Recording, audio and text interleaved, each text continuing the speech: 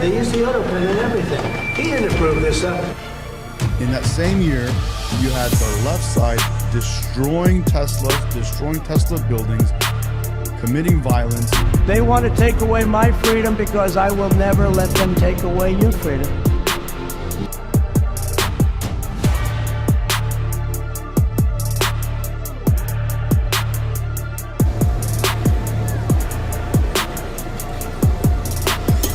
I said there's nobody that can want an open border. Nobody.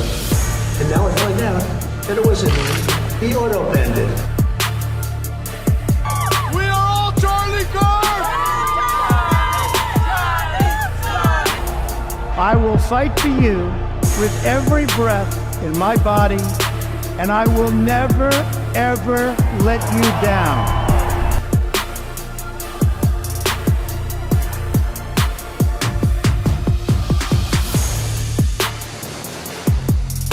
Someone on the right so much as farts in the wrong direction.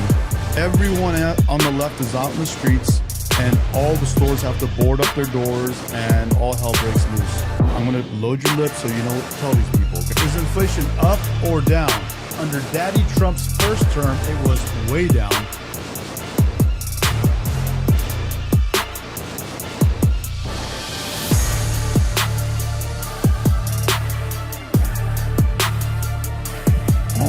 What is the other? Kamala Harris. Yeah.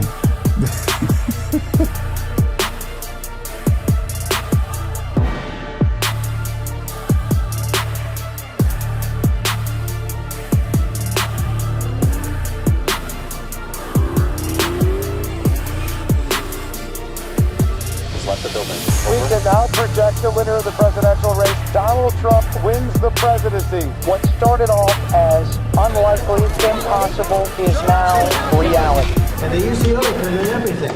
He didn't approve this stuff. Person came in the chat, he said, look at these two morons. Oh, okay.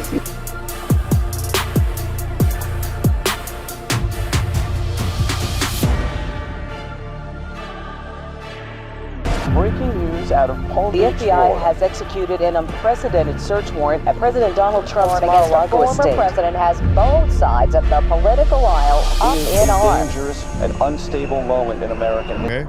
Okay, if someone on the left is telling you, oh yeah, you're right, both sides need to turn it down, call out the BS. But we're going to start looking into this whole thing with who signed this legislation. Who signed legislation opening our border? I don't think he knew.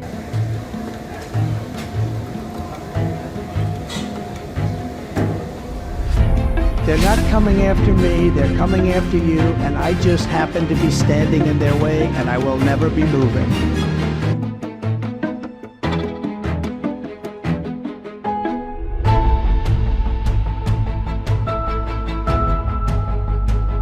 He opened the borders of the United States of America. And I kept saying, who would do such a thing? Nobody would sign it. No sane person would sign it. You know who signed it? Radical left lunatics that were running our country. And the auto pen signed it. Under Joe Biden, aka AutoPen, and the lefty lunatic Democrats, it was at record highs, higher than it's been in the last 45 years. He called you a moron. What do you think about that guy calling you a moron? I like it, and I guess we have a lot of morons like me. Who was operating the auto pen? This is a very serious thing. We had a president that didn't sign anything, and he auto penned almost everything. Charlie! Charlie! Charlie! Charlie! Charlie! Charlie! Under Daddy Trump's second term, it's back way down, and he's doing things to bring it down even lower and keep it there going forward.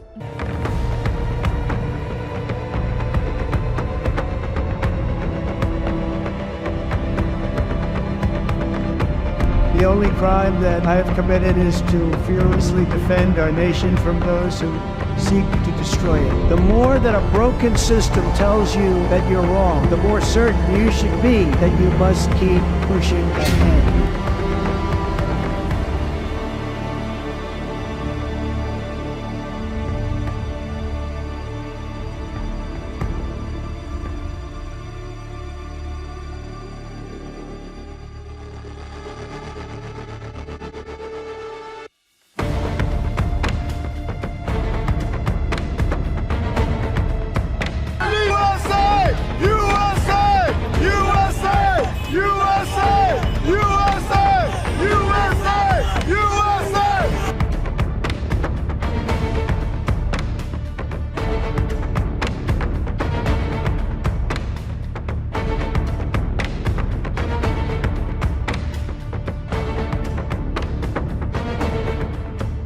let him think I'm moron, and he's good. He can go vote for Biden and. I will fight for you with every breath in my body, and I will never, ever let you down.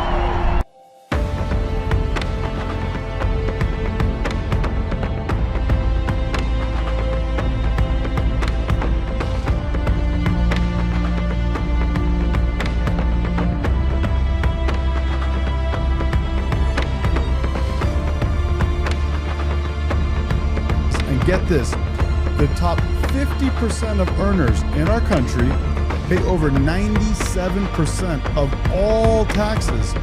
So when you lower taxes, what happens? People work more, invest more, start more businesses, and expand operation.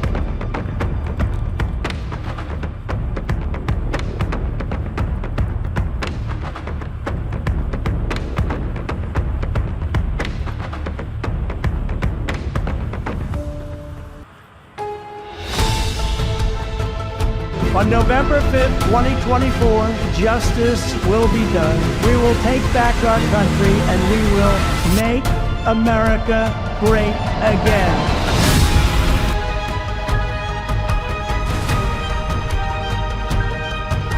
Now that Charlie Kirk is dead, the gloves are off. I'm not talking about using violence. I'm going to use my words. I'm going to call you out when I see the bullshit. All right. Here we go. Welcome to the show. All right. Love that little intro. Got that intro going and let it play for a little bit. And here we are. I am Medi, your host, and you are on Rep America, baby. Let's do this, baby. Let's go. It is Monday. It is Monday evening. What's up, everybody? Hopefully I'm not muted. No, I'm not muted. We're looking good. And we got our beautiful Karoline Leavitt. I saw that random about BMWs, bro. I saw it. BMWs are cool, bro. Let's go. Is the White House supportive of the... I'll answer that in a question, but go ahead. Supportive of the Pentagon's investigation into Mark Kelly, and what do you make of his response that it's just intimidation?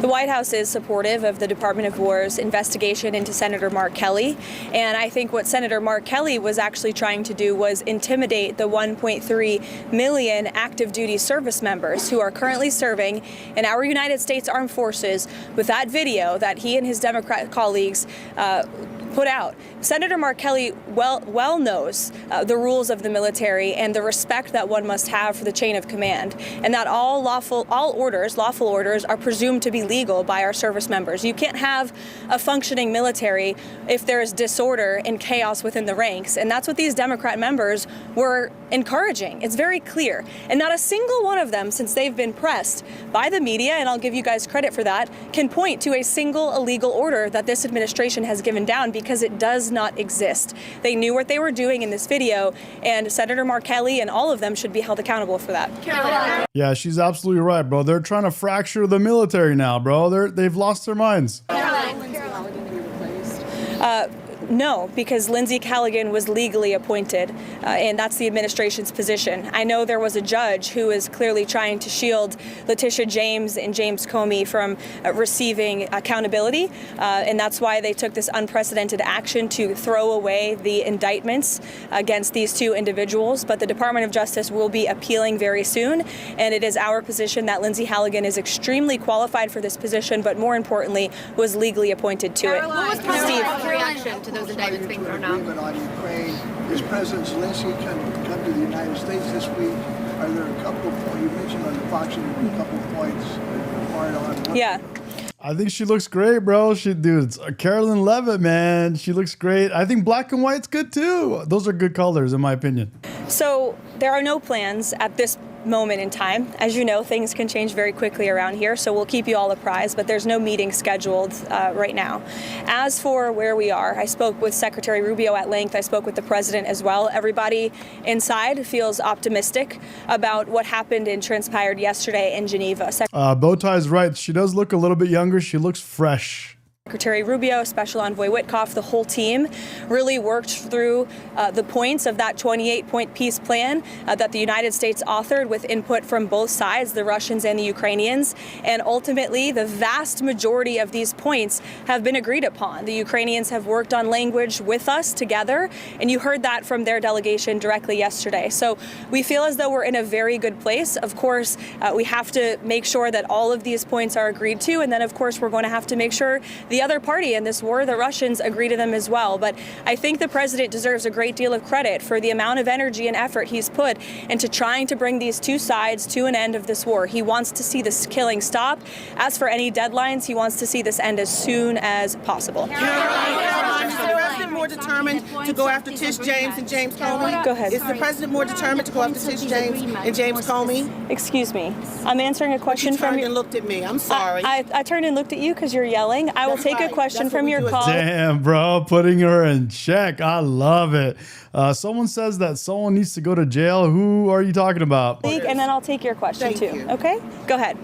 I'm looking at the chat right here. It says she definitely needs to go to jail. Who are you guys talking about? What are exactly the points of disagreement that they are still working on? I don't want to detail sort of the technical talks that are happening right now, but there are just a couple, and we're confident that we'll be able to work through those. Will the president put pressure on Putin or Zelensky if this doesn't work? The president's been putting a lot of pressure on both leaders for this entire time. We've been talking with both sides. He's been talking to both leaders directly for 10 months now. So yes, you can expect that pressure to continue. The president wants this war to end. Karoline, is the president more determined now, since the judge's ruling today, to go after James Comey and Tish James, and if so, why? I wouldn't say he's going after them. I think the president is more determined than ever to see accountability in this country, yes, and to correct the wrongs of the weaponization of our justice system that we saw under the previous administration and Joe Biden. I like that, bro. How is she so good, bro? She is an excellent press secretary. Love her, man. She is good, dude. Are we entering a new phase in Venezuela, and what does that entail? Well, as the president is so good at, I'll try to be just as good. I'm not going to broadcast any actions that may or may not be happening with respect to Venezuela. I know I've been very clear about the administration's position, as has the president and his national security team. We view the Maduro regime as being illegitimate, and the president has been very satisfied with the successful strikes against narco-terrorists and foreign terrorists that are illegally trafficking drugs towards the United States of America. He's not going to tolerate that, and you can expect to see those strikes continue. What was President Trump's reaction to those indictments against Comey and James being thrown out? His reaction was, we've seen this before. We've seen partisan judges take... I'm looking at it here now. It says Letitia James, and I'm reading the chat. It says Letitia James and James Comey should go to jail. I think that's who the other commentators, that is probably what they mean. Unprecedented. Letitia James. Yep. Letitia James came after Donald Trump. She made it her mission to do that. That's not cool. That's not how you run things, bro. You don't come out with a vendetta against the president just because, and that's what your whole career is based on. Like, come on, dude. Steps to try to intervene in accountability before, but we're not going to give up. And I know that the Department of Justice intends to appeal these rulings very soon, if they haven't already. I may have missed it. Caroline, one question on Venezuela. Is there any planned meeting for this week on Venezuela? And another one, a clarification on this weekend. What's up, random? You don't like the bright colors? Are you talking about these colors right here? Do they look too gamer or something, or what is it? Because the president was asked about the former Brazilian president being arrested, and he mentioned that he spoke with this gentleman. Did he speak with Bolsonaro the day before he was arrested? Not to my knowledge. I don't know if that call took place or not. It may have. I can get you a firm answer on that, Raquel. I know it's of great importance to you for your reporting. As for meetings on Venezuela, there's meetings on a range of topics inside this building all of the time. And the president is constantly apprised of what's going on in the world, what's going on in the news, and he's very well written into all of the things that look at these guys, dude. Oh, come on now. His team are working on. Caroline, please. You would not go into the sticking points of the disagreement between the two parties in the Ukraine peace process, but how flexible is the president in coming to a deal, and will the Europeans be part of a final negotiation with Zelensky? I think he's been quite flexible already. We've been watching this war go on for 10 months. He's talked to both leaders countless times. Our team has engaged with both the Russians and the Ukrainians extensively. As I said, there is a sense of urgency. The president wants to see this deal come together, and he wants to see this war end. Caroline, I wanted to ask you, is it MAGA to support American workers being replaced with H-1B visa holders? Are Americans not capable of filling most of these positions? Who supports getting American workers getting replaced? I know the president mentioned that he wanted to bring in some workers that he could eventually send back in regards to... The president. This is a major talking point. I've heard this before too. The president does not support American workers being replaced. You are mischaracterizing what the president said.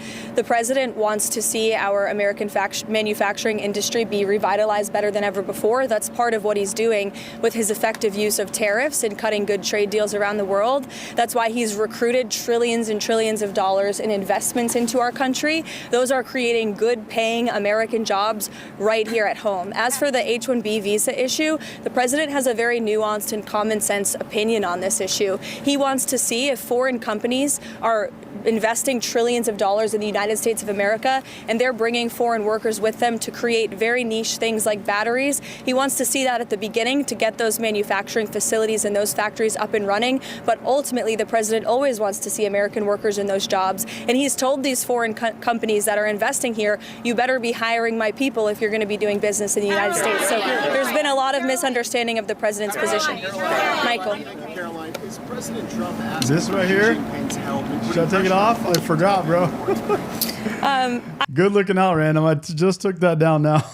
I won't get into the details of the conversation this morning other than what the president put out on Truth Social. He put out his own readout of that, and I will leave it to that. But I did speak with him about the call. It lasted about an hour, and it was a very positive call. The focus of the call was really Russia-Ukraine did come up, but the focus was mainly on the trade deal that we are working on with China and those relations and how they are moving in a positive direction. The president also addressed our farmers, and we are pleased with what we've seen from the Chinese, and they feel the same way. And the president and President Xi discussed continuing to stay in correspondence following their very productive meeting in South Korea. Questions on Ukraine. Does the progress that you just laid out change the Thanksgiving Day deadline for Ukraine to come to an agreement, or does the president still want something more definitive by Thursday? And then on the Comey and James case, does the president still have confidence in Lindsay Elliott? Absolutely, he does, to your second question. As for your first question, with respect to the deadline, the president wants to see this deal come together as quickly as possible, and he trusts that his team is doing everything they can to get it over the finish line. Caroline, does the president support Israel's elimination of Hezbollah chief of staff Ali Tabtai yesterday, and is he in favor of Israel blocking Hezbollah from growing again? I haven't spoken. I just turned the sound up on it. Is that better? To the president about that strike specifically, but of course the president supports Israel's right to defend itself and to take out any terrorist threats in the region. Jake? Caroline, if the president does announce a proposal to cut healthcare costs, will that include the extinction of the Obamacare subsidies? I know there's been a lot of reporting on this from yourself as well, Jake, over the last few days. What's up, beautiful Bill? I will tell you that healthcare is a topic of discussion that's happening very frequently and robustly inside the West Wing right now. The president's very much involved in these talks, and he's very focused on unveiling a healthcare proposal that will fix the system and will bring down costs for consumers. As for the details of those discussions, I'll let the president speak for himself. As you all know, sometimes you report things and then President Trump comes out with an announcement, and those things are not always true from what you hear from sources inside the building. So I'll let the president speak for himself. Sure, go ahead, Kara. Both President Trump said he still believes he's a fascist and a despot after they had such a great meeting. Any comment from the White House on that? I think talk is cheap, and I think that the president is going to judge Mamdani by his actions that he takes to New York. The meeting was positive, as you heard from the president last week, and I think the fact that the president... Man, I love Karoline, bro. I love her response again, bro. Talk is cheap. That's right. Talk is cheap. Talk is talked. President and Mamdani can hang out all they want and smile and laugh and do whatever it is they want, but you know the proof is in the pudding, bro. We're gonna find out what's up with Mamdani come January and see what is really going down. President is willing to meet with somebody who said those types of things about him shows that he really is interested in being a president for all Americans, regardless of where they live or who their leader is. He wants What's up, beautiful Bill? Should I put the hat on and trigger some of the libs? best for New York. He loves New York City. He helped build the skyline. He spent his whole life there. And so he really wants to see New York do well. And so that's how that meeting played last week. Karoline. John. Thanks a lot, Karoline. There are a few Republican senators who are critical of the 28-point police plan, including Senator Rounds, Senator Graham. Catch the fish. Yeah, catch the fish, bro. Hell yeah. Charlie Kirk, man. Senator McConnell. We lost a great one. It's one of the best ever, period, in our lifetime. What do you say to those senators who say that this is giving too much away to Russia? And has Russia made any concessions as it relates to a possible peace deal concerning ending the war in Ukraine? I would point any critics to the words of the Ukrainians yesterday, in which they said that they feel very positive about this plan. They've been very involved. They have had direct input on the language of this plan, and that we are in direct communication and correspondence with them. Any idea, let me just finish with this, the idea that the United States of America is not engaging with both sides equally in this war to bring it to an end is a complete and total fallacy.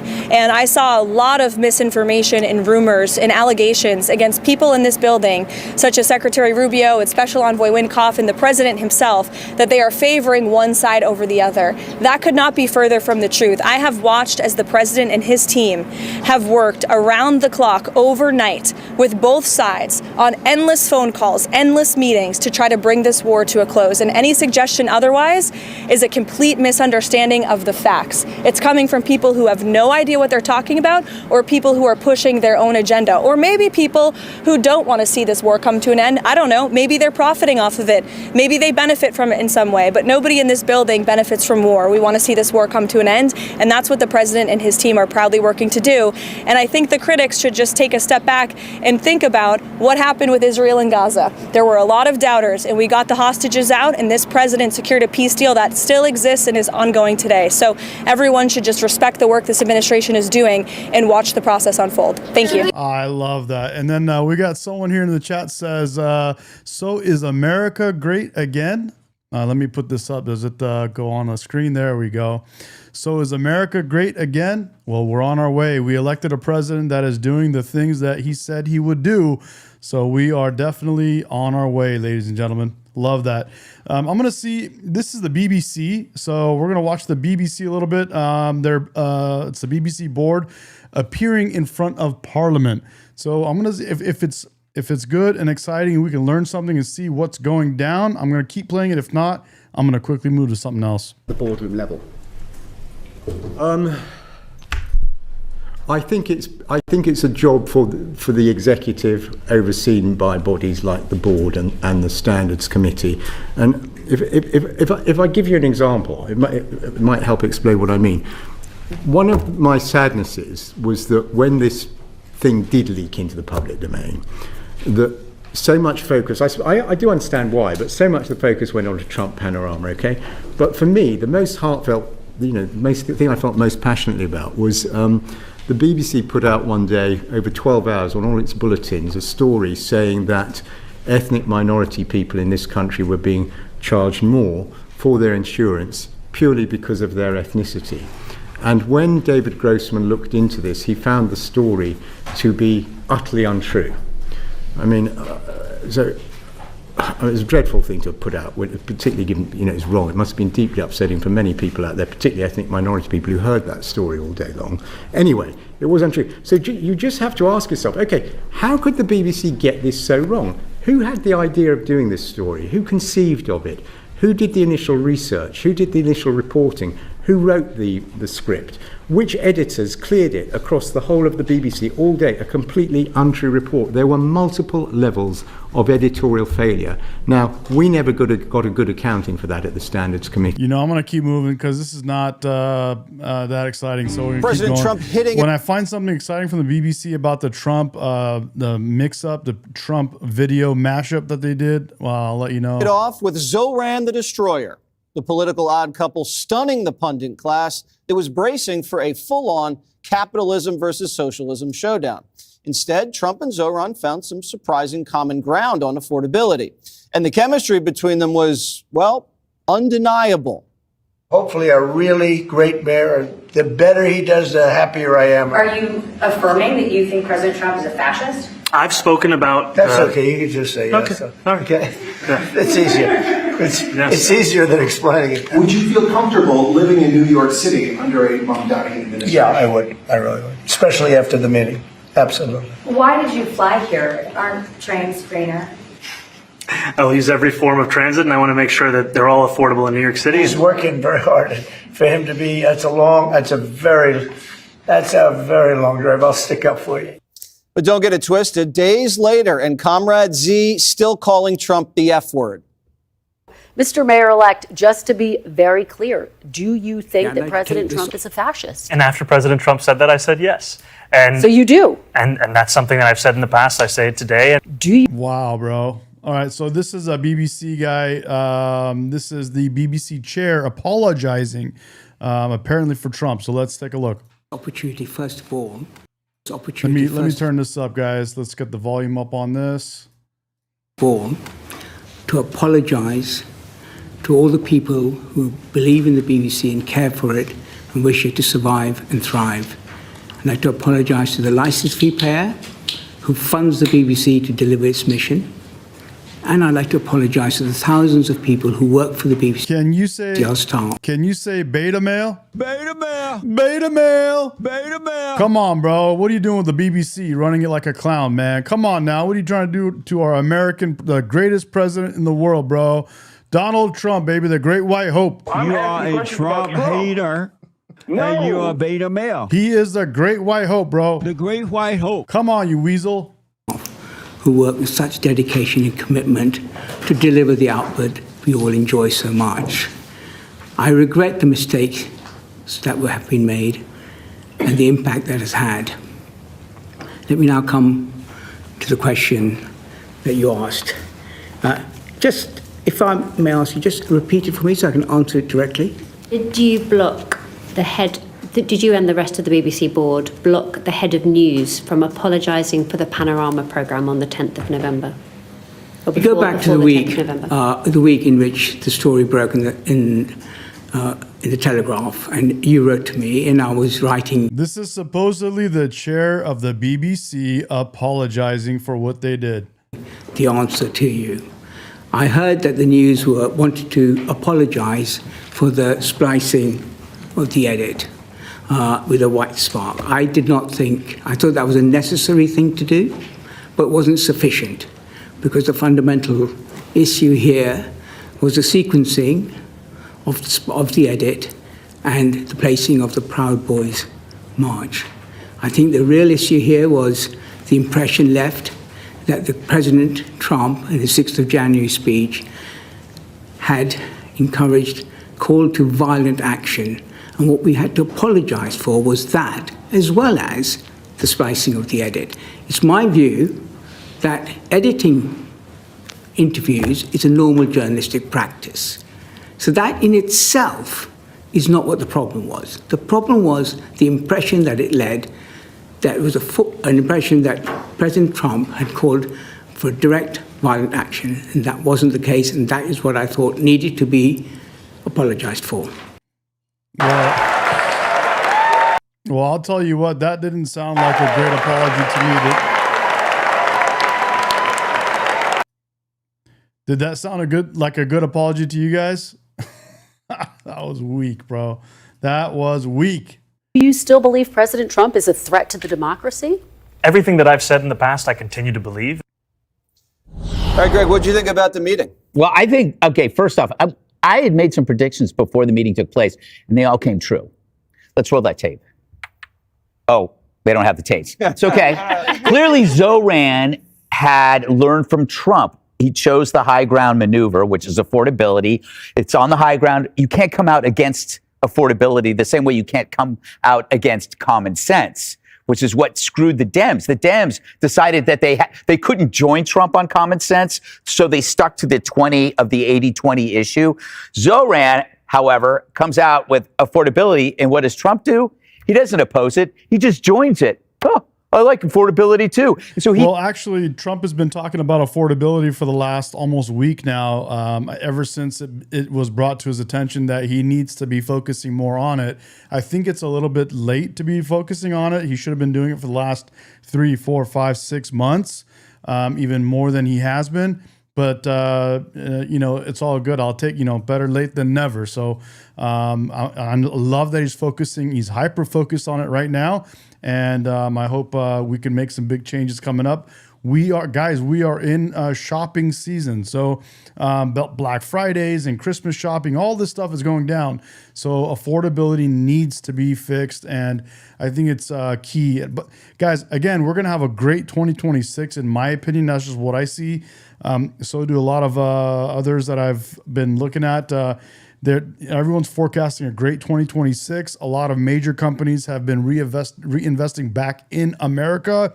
The Apples of the world, the Nvidias of the world, and others that are doing regular manufacturing. They're going to be bringing that back, and so that's going to really start. Those kinds of things will be taking effect in 2026. So really looking forward to that. But I still think we need to fix affordability right now going into the shopping season. So that's probably why you have what they're calling the Zomance with Trump and Zoran Mamdani, because they agreed on affordability.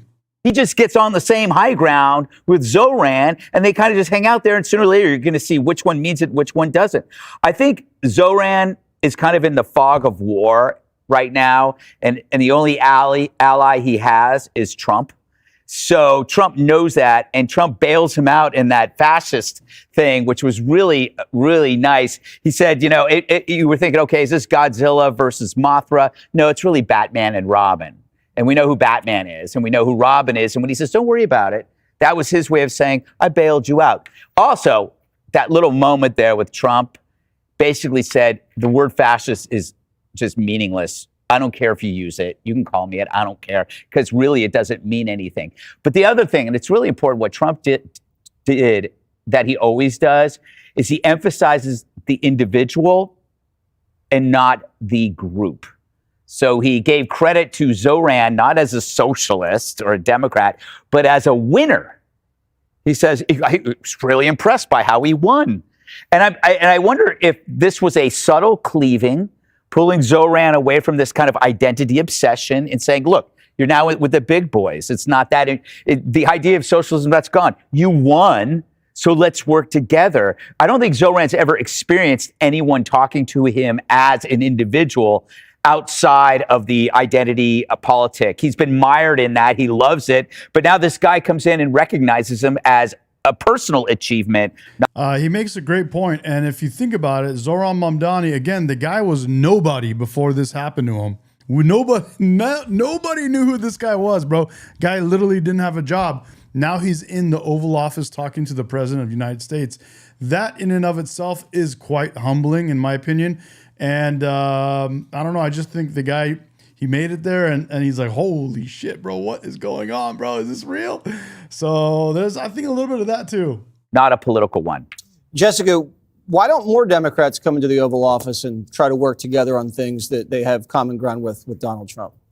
Well, a few very big deal Democrats like Hakeem Jeffries and Chuck Schumer came into the Oval, and they were greeted with MAGA hats and then AI sombrero videos. So Mamdani got a very different visit to the White House than other Democrats. And I think part of it was that Donald Trump was genuinely charmed by him. There are people who don't like his politics that admit that the guy is, off the charts charismatic and very compelling. And I think that Mamdani came into this meeting with exactly the right attitude, because he knew he had to go down to DC to make sure that New York City, which will be our mayor in a month and a half or so, needs all of its federal funding. And he's not going to get the tax hikes that he wants from Kathy Hochul, either personal or on the corporate level. And he needs to make sure that the streets aren't flooded with ICE agents and that we get our money. Trump grinning at him like that was, I don't want to say completely unexpected, but definitely was a picture that I don't think he'll be enjoying as campaign season rolls out, because he is giving up the talking point that New York City is going to be a hellhole. He even said, I think conservatives are going to be surprised by how well things are going to go there. And you saw the reaction online from a lot of MAGA folks saying, wait, I thought that he was a communist. I thought he was a socialist, a jihadist. He sold Elise Stefanik out there pretty bad. But isn't that what you want, though? Don't you want to put politics aside to solve problems? Oh, sure. I'm talking about what's going on with you guys. I'm cool with what happened. But you're mind reading. You don't know what we're thinking. Well, I know what Todd Starnes is thinking. Well, I thought Mamdani was supposed to be a fascist dictator. What the heck is going on at the White House? You saw a lot of that online where people thought that they were going to get someone who actually thought that their words mattered, right? So Mamdani has said a lot of things, and then he continued with Kristen Welker and said that he meant them. But Donald Trump has called him a bunch of bad things, and he just stared at him like how he looks at Satan in South Park. No offense to Todd Starnes, but I don't think the entire weight of your opinion should rest on one siding of Todd Starnes. Well, it's not one side. Look, there were a lot of why deny it? But I think everybody who knows Donald Trump knows he's going to go in there and he's going to have a nice, cordial meeting with anybody, and he has before. This was classic Trump. This is classic Trump. He's the charmer here. He's charming this guy who hasn't even taken office yet, and he's hoping that this guy will not follow through on some of his radical ideas, hope that he will rethink some of his non-radical ones. And for a movement, Jessica, that talks about no kings, you got Trump sitting there like royalty, and the guy looking like he's going to go get him a Diet Coke. I mean, he looks like the supplicant. It looked like the apprentice. He looks like he's going to go get him a Diet Coke, bro. Literally, I was tripping on the same thing when I saw this, dude. It caught me by surprise, bro. Dude, just like everybody else, bro, we did not expect Trump to fall in love with Zoran. And they're right. They call it the Zomance. Oh, my God. Is Trump ever going to live this down? To this senior partner, no doubt. But this is classic Trump. He did this with Barack Obama and Joe Biden during transition. Same kind of meeting. He congratulated Hillary Clinton when he beat her and said, wow, she ran a really tough campaign. She's really tough. He hopes she'll help him in his presidency. Of course, she did nothing of the sort. More on that later. But I think Mamdani would have done better saying no to the meeting. He's reduced some of his credibility among the folks who basically are addled with Trump derangement syndrome and essentially look at Trump and say, the more that he enrages me, the less I should engage him. And Mamdani did the opposite here. I hope they can work together for the good of New York and the good of the country. Trump is not someone who goes by what you say. He's someone who goes by what you do. And this guy didn't even take the reins yet. I have something else here. Imagine if Mamdani had gone in there and said, look, I disagree with things you're doing. Here are the names of the people who have been abducted by ICE and deported unfairly. He did nothing like that. He looked totally cowed and charmed to be there. And you know why that is? Everybody does. If you really wanted to make Donald Trump irrelevant and wish him away, you would ignore him. I have never encountered anyone in 10 years of being of the Trump era who can actually ignore Donald Trump. He has a gravitational pull. He is a magnetic field. Putin comes to Alaska. 2-3 days later, all of Western Europe is there. All of NATO is in the Oval Office. Ashiba comes from, Carney comes. The guy in Starmer comes. All these new leaders come right to the Oval. And Zoran Mamdani did the same thing, exactly what a lot of his voters think he shouldn't have done and that they would never do because they don't like Trump, and he does. Kennedy. Well, for some. Dang, bro, she laid it out, dude. She really put it out. She's right. She's right. And you know what? Fetterman said the same thing. He agreed with it. He's like, dude, you got to do that. That's how that works. Hopefully you can find common ground and actually push what you need on tomorrow. Tomorrow, are you back? Are you back? Come back tomorrow. Hopefully you can, get the things you want done in your own agenda. If you can work with some of the other people, bro, I think Trump would help you if you help him. Someone who's going to Trump-proof the city. He was certainly an adorable little fanboy in the Oval Office. And I actually think it's a good model for how we should treat each other over Thanksgiving. Because in the past we have said, don't bring up politics at the Thanksgiving table. And maybe there is a way of talking about things where we find common ground. And never forget, Donald Trump is a populist. Zoran Mamdani, he reached out to voters. The affordability crisis is all about populism with a slightly different label. So, politicians finding common ground used to be how deals were struck in Washington. But everyone in leadership on the Democrat side, they have to demonize Trump. It's the only way to raise money, and it's the only way to win races. And, Mamdani had really, really solid message discipline, and he tried in every way he possibly could to stay in his very narrow lane and find the areas of agreement with Trump. Will it benefit New York City? As someone who lives here, I certainly hope it does. I share that with the president. I think that we should extend that to people that we might have fundamental disagreements with.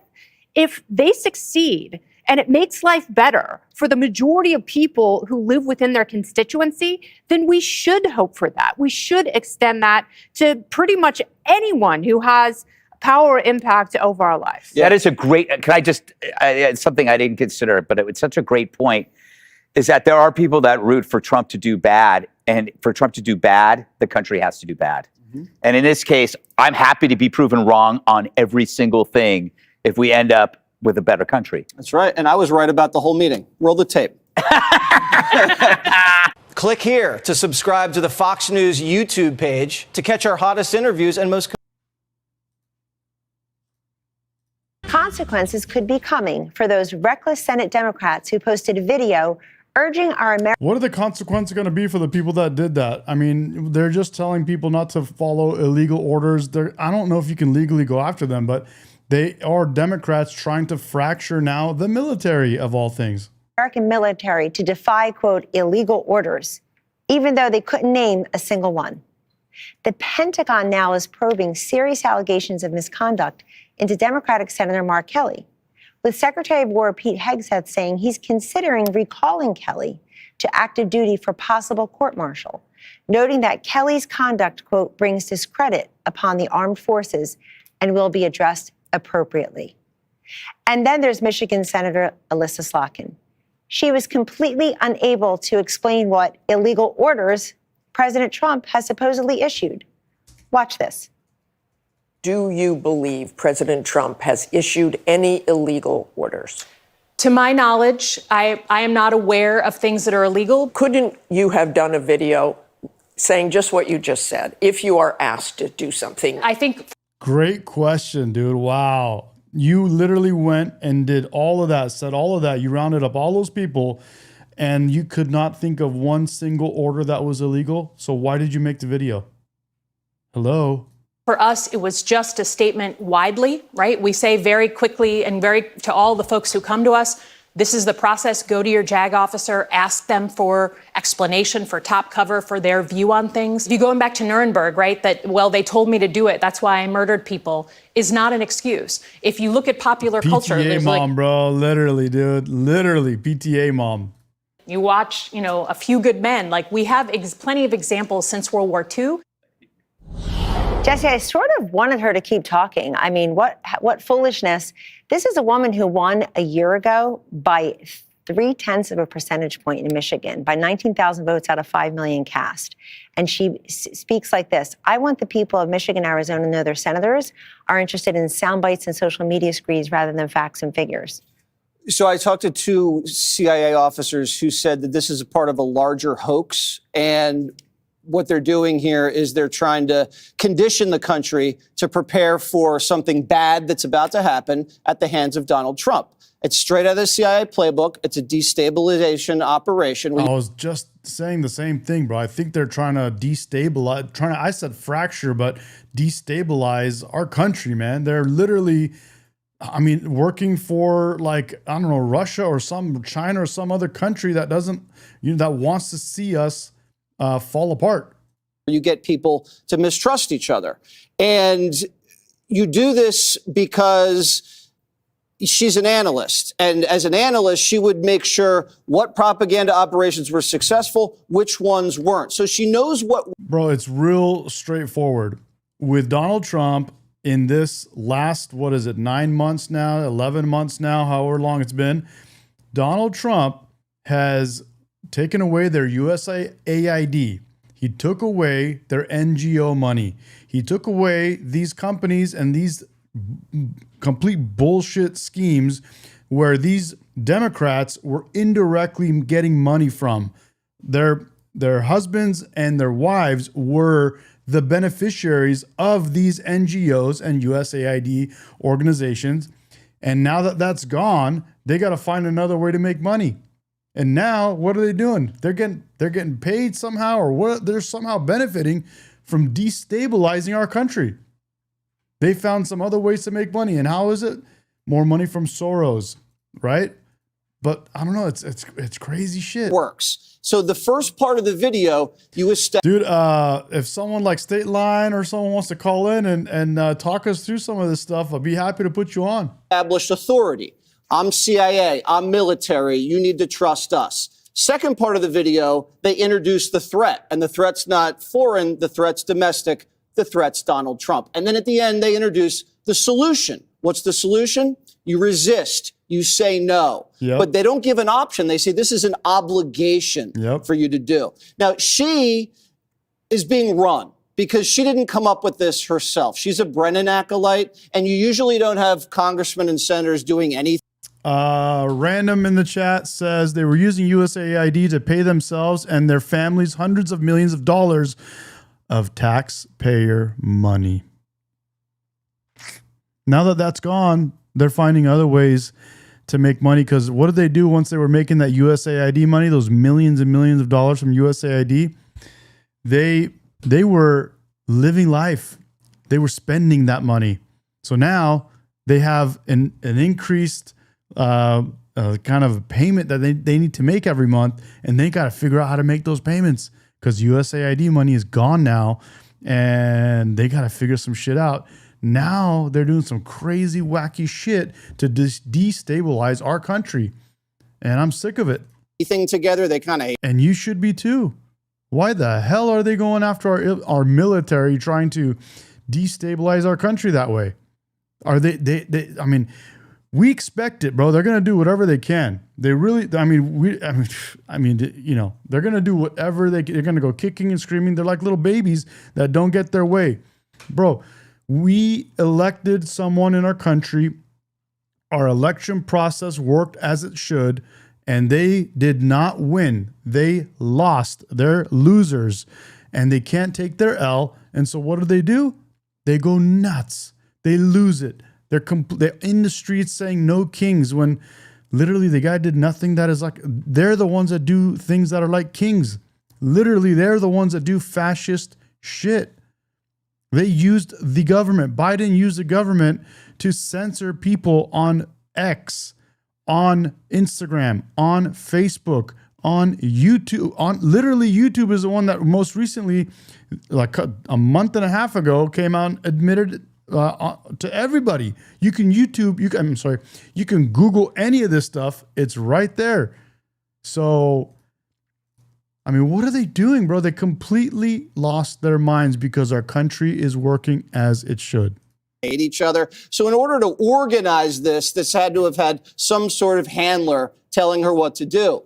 And exactly, bro. They are betas, bro. Can you repeat after me? Beta male. Beta male. Beta male. Beta male. Bunch of betas, bro. Come on now.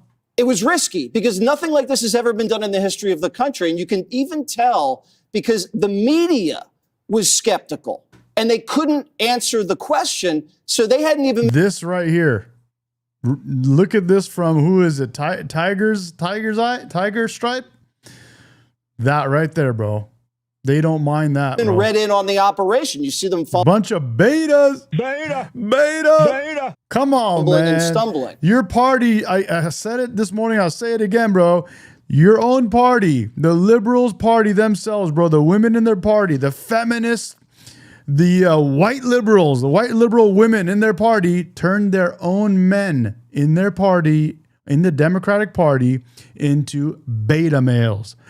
Beta male. And now they're surrounded by losers, bro. There's nothing they could do. Now they've literally made their own men into losers.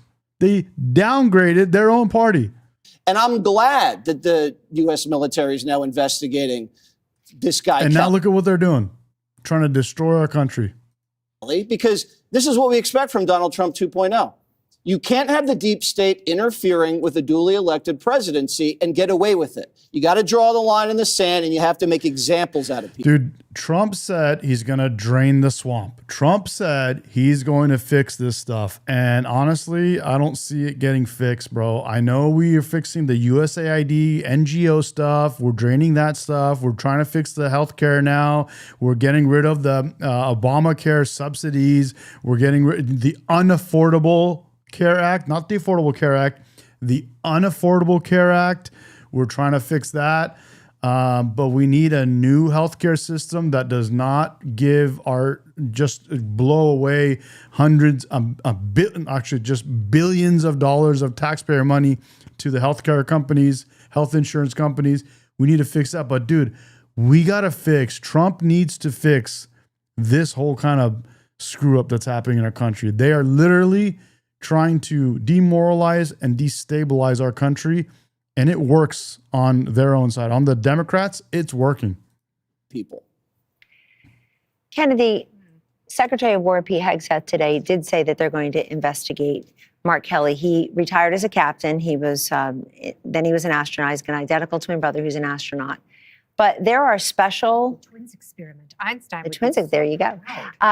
Scott Kelly. There are special rules that you must follow if you are former military. You're always military if you're retired military. And Hegseth and Department of War are looking into that and saying this guy who doesn't do much in the he says, Medi, are you pissed about that damn judge dismissing the case against Comey and James? I am kind of pissed, but I'm also I'm not surprised, bro. You know, it is what it is.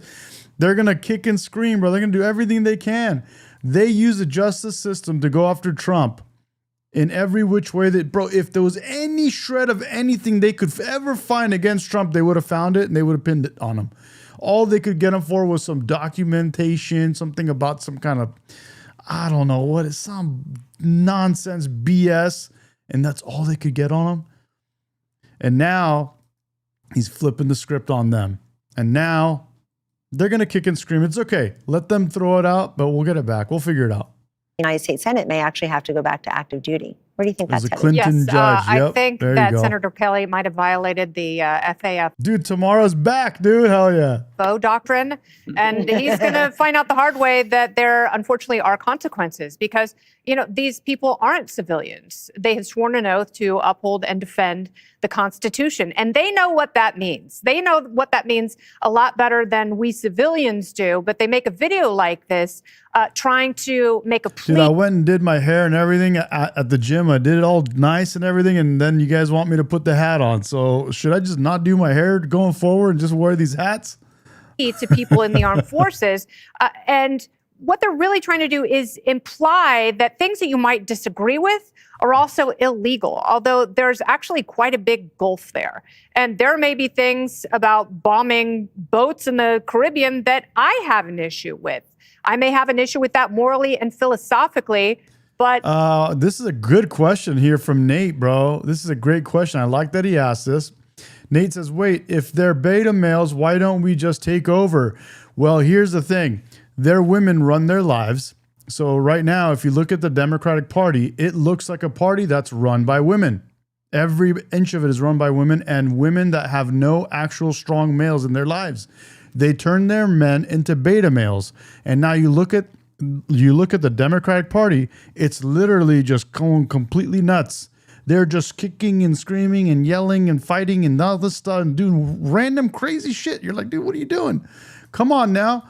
And so, I mean, it is what it is. But here's what I said earlier in the stream. And this is what I believe.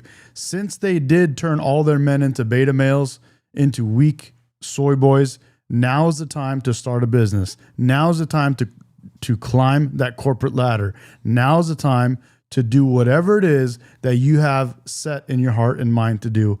Make a plan, write it down, get your journal, whatever it is you got to do, and kick some butt, because now is the time, bro. I have not sworn an oath to the Constitution. So I'm not on the same ground that the warriors and the people in harm's way are.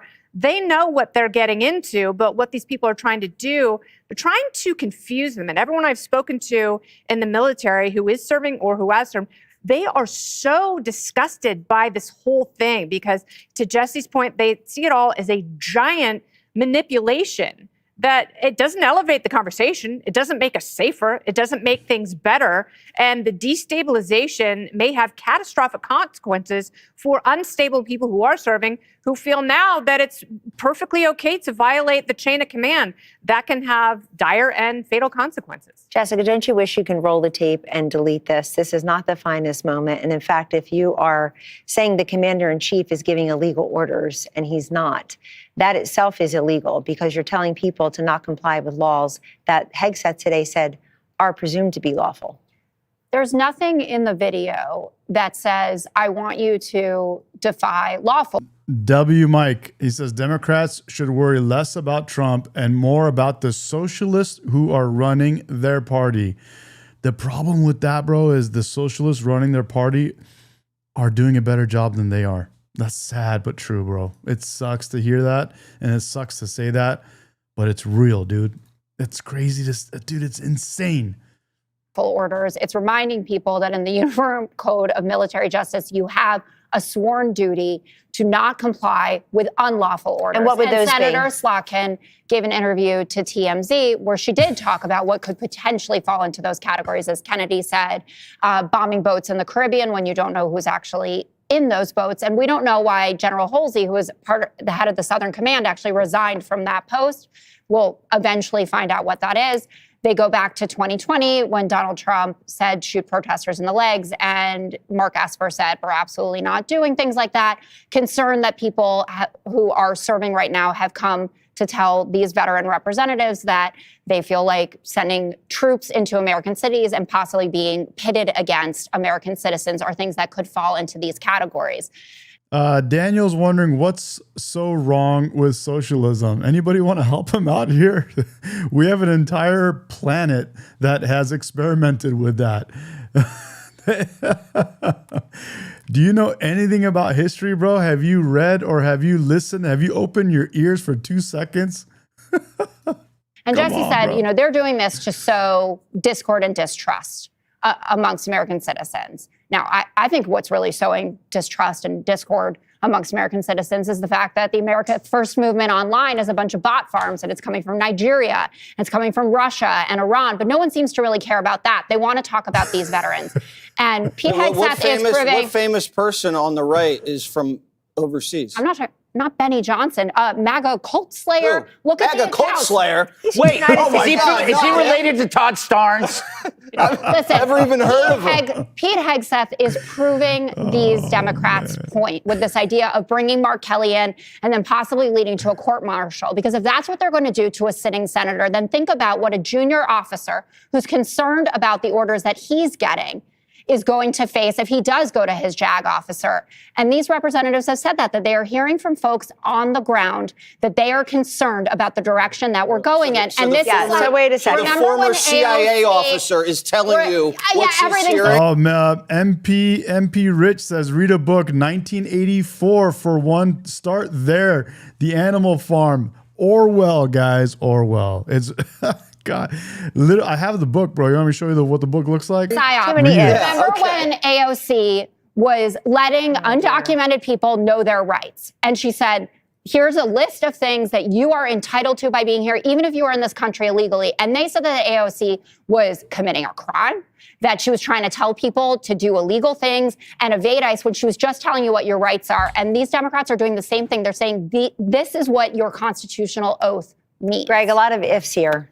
Yeah, okay. I just have to remind everybody that they've lost all credibility. This is the same machinery that denied Hunter's laptop and claimed that Joe Biden was fit for duty. So we have no obligation to believe that they are mismedication. Hey, what are you doing? Are you going to come say hi? I'm not dressed.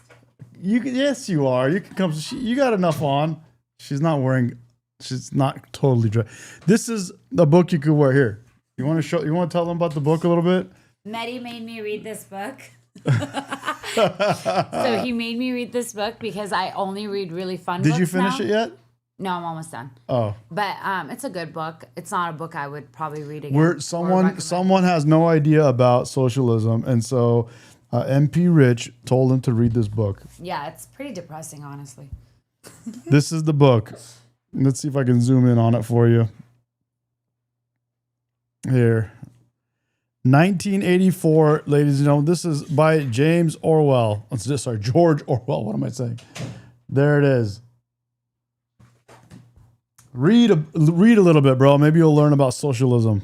Hearing from folks on the ground, a CIA analyst, are you serious? Look, this was another unnecessary solution to an imaginary problem. It's much like finding a 7-year-old who is confused and saying, you know what you have?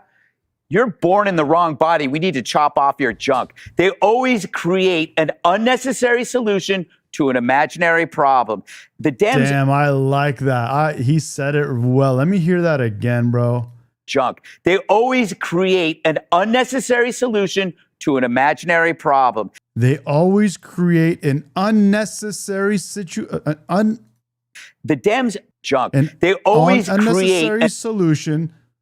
An unnecessary solution to an imaginary problem. To an imaginary problem. They always create an unnecessary solution to an imaginary problem. The Dems pretty much admit that, okay? Number one, once they got called on it, as Jessica says, it was a video that was just pronouncing things that were obvious to everybody. So obvious, in fact, that it's in the manual. So why did you do it? And then why, when you did it, you didn't have any evidence to back it up other than hearsay, this and that. I've heard from people.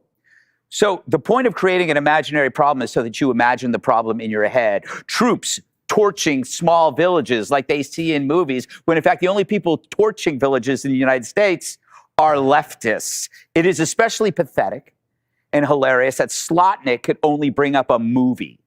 As good as it gets, A Few Good Men, wrong Nicholson film. A Few Good Men to provide evidence for this, to make a shocking national pronouncement. Okay, can I say this? Over the weekend, I watched Alien.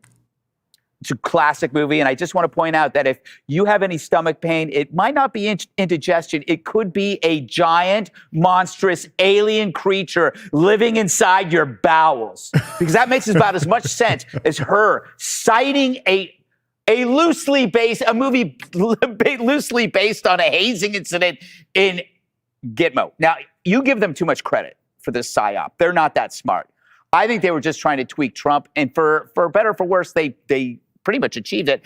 To me, they're like Antifa burning an American flag, hoping that these patriotic counter-protesters attack so they can press charges. This was all about getting something. But that even when I say that, I think that's giving them too much credit. They just might be ass wipes. It's organized, though, because senators and congressmen don't talk to each other. And these— Dude, that was the dumbest shit I've ever seen, is these people telling our entire military not to follow orders if they don't feel like it, basically. With that, we bring in White House Press Secretary Karoline Leavitt. Caroline, I spoke with Jason Crow on this program last week, and it seems like every time one of these individuals is asked what this was about, they have a different sort of rotating answer. Let me just play this from this morning on Morning Joe Scarborough talking about this, and we get your thoughts on the other side. Okay, wrong answer. Well, I'm sorry, with all due respect, wrong answer. He has white latitude on strikes. Ask Barack Obama and drone strikes. Ask George W. Bush and drone strikes. The commander-in-chief is given— no, there's no buts. What does it say here? Is that a picture over your left shoulder of big eyes of a female with a butterfly over her mouth? No. You're talking about this right here. This was an actual oil painting that a little, I think 5-year-old or 6-year-old did on my street that I live on. And he was selling it outside. His mom was helping him sell this stuff outside. I think he was selling this one for like $2. I pulled up, I got out, I gave him $10, and I told him, keep the change and keep doing what you're doing. Don't ever stop, and you're gonna be great one day. And that's that painting, and I love it. I actually love this thing a lot. Let me show it to you. Actually, it's really cool. Check this out.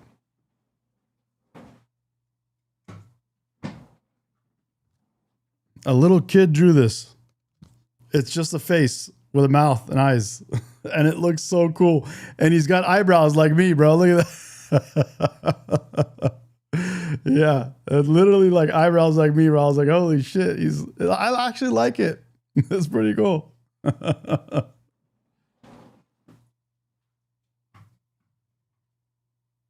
All right, let's get back. Let's go. Let's do it. The commander-in-chief is given white. No Supreme Court is going to put themselves in the Situation Room and make a decision for the commander-in-chief, Democratic or Republican.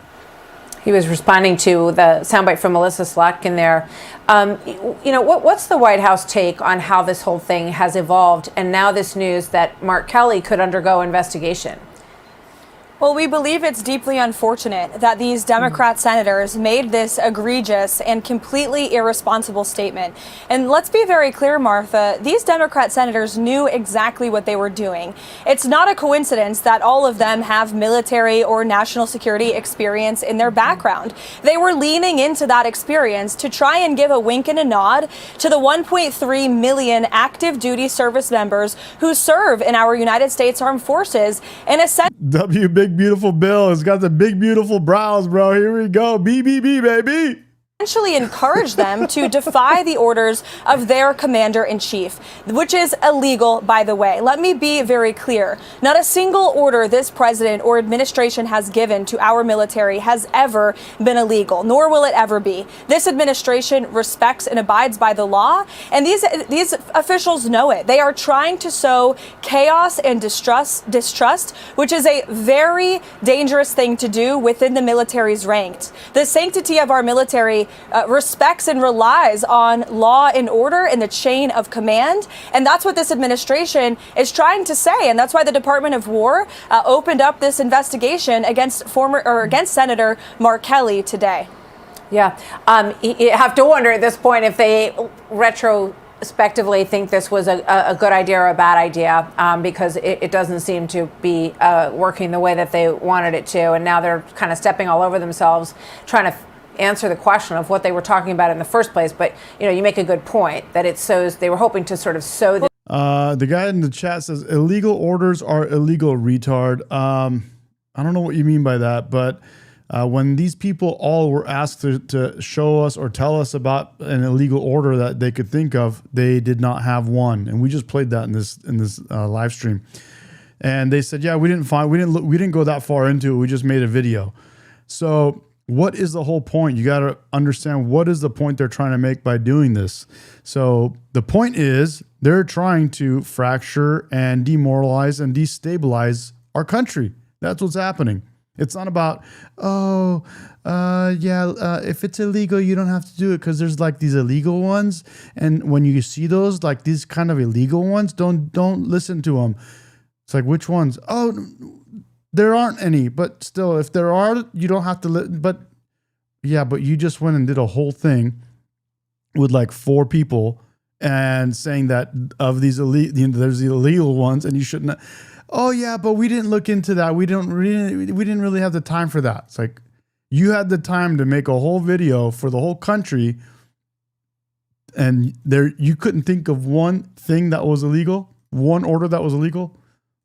This distrust. Go ahead, Karoline. They can't answer the question, Martha, because there is no answer. They can't identify illegal orders because there are no illegal orders. Thank you. But they were crazy. I didn't even know she was going to say that, and that's literally true. Suggesting again to the 1.3 million active duty service members in the military today that if you think an order is illegal, you don't have to follow it. Actually, that's against the Uniform Code of Military Justice. It explicitly states, and I want to read this language precisely, that service members have a legal obligation under the U.S. UCMJ to obey lawful orders, and that orders are presumed to be lawful. You can't have a soldier out on the battlefield or conducting a classified order questioning whether that order is lawful or whether they should follow through. There must be a chain of command in our military, and Republicans and Democrats for decades, since the beginning of our country, have always respected that. I see in the chat you guys are saying something about Caucasian. Who's Caucasian, bro? Until and now. I like that word, Caucasian. Until now, when the Democrat Party has been completely overtaken by Trump derangement syndrome, and now we have these deranged statements from sitting members of Congress. I want to just quickly get your thought on the taken by Trump derangement syndrome, and now we have these deranged statements taken by Trump derangement syndrome, and now we have these deranged statements from sitting members of Congress. I want to just quickly get your thought on the president's latest take on how the. Oh, you want to know what Mark wants to know? What white you are, Medi? What white I am? I'm Caucasian. This Ukraine deal is developing. He expressed some frustration on Truth Social about Ukraine leadership. I am 100% Caucasian. Zero gratitude for our efforts in Europe continuing to buy oil from Russia. That sounds like he is getting fed up with this process and wants them to agree to this deal. Karoline, what can you tell us? Well, the president put that statement out over the weekend, and since then there have been very productive conversations between the president's national security team and the Ukrainian delegation. In fact, yesterday, Secretary Rubio, Special Envoy Witkoff were in Geneva, and they were able to thoroughly go through this 28-point peace plan that the United States offered with input from both the Russian side and the Ukrainian side, and they were really able to fine-tune the points. And so now there are just a couple points of disagreement that our teams continue to work through. So the president remains hopeful and optimistic that a deal can be struck. And I think he deserves a great amount of credit for the extensive amount of time and energy he has put into solving this war. He wants to see the killing end. He wants this war to end. And his frustration grows out of the frustration of the American people. You know, President Trump stopped the funding of this war, but the United States is still sending or selling a big amount of weapons to NATO. We cannot do that forever. And the president wants this war to end. He is a peacetime president. That's what he's pursuing. And today, he remains optimistic and hopeful. And I know our teams are working around the clock to try to get this deal to an end. Yeah, obviously, everybody watching every move of from the Caucasus Mountains. this and hoping that there can be a resolution to put the war to an end. Very quickly before I let you go. I'm breaking a sweat, guys. Stop it. Oh, my God. James Comey responding to a federal judge saying that the charges against him and against Letitia James will be dropped. Obviously, there's a government appeal process that can kick in. Let's play this and get your reaction, Karoline. I'm grateful that the court ended the case against me, which was a prosecution based on malevolence and incompetence, and a reflection of what the Department of Justice has become under Donald Trump, which is heartbreaking. What's White House response to that, and what can we expect will happen next, Karoline? Well, what I will say is that everybody knows that James Comey lied to Congress. It's as clear as day. James Comey lied to Congress, and these are the Caucasus Mountains right here, guys, by the way. Those of you wondering, it says right here, the Caucasus Mountains is a mountain range at the intersection of Asia and Europe, stretching between the Black Sea and the Caspian Sea, which is where Persians basically are from, isn't it? That's where the Persian Empire was back in the day. None of this Islamic Republic of Iran bullshit, bro. Get out of here with that, please. Day. And this judge took an unprecedented action to throw these cases out to shield James Comey and Letitia James from accountability based on a technical ruling, and the administration disagrees with that technical ruling. We believe the attorney in this case. Let's hear this again. I want to hear this one more time. W. Joshua, bro. He says in Turkey, my mother's country. There you go, bro.